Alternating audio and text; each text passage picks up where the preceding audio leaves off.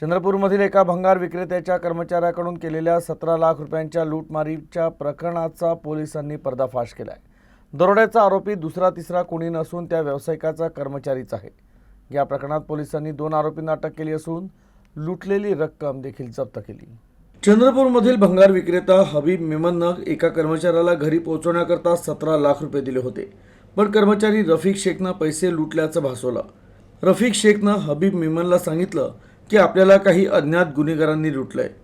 17 लाख रुपये असलेली बॅग घेऊन जात असताना काही अज्ञात व्यक्तींनी आपल्या डोळ्यात मिरची पावडर फेकली आणि पैसे लुटले असा बनाव केला.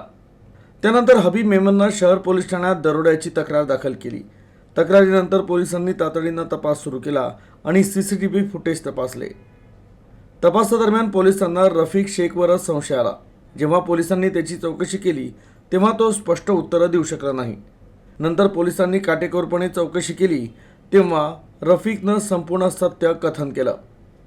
त्यानं कबूल केलं की त्यानं आपला भाऊ शफीक शेखच्या मदतीनं बनावट दरोड्याचा कट रचला आणि स्वतः 17 लाख रुपये लंपास केले. या प्रकरणी पोलिसांनी रफिक शेख आणि त्याचा भाऊ शफीक शेख यांना अटक केली आणि लुटलेले पैसेही जप्त केले.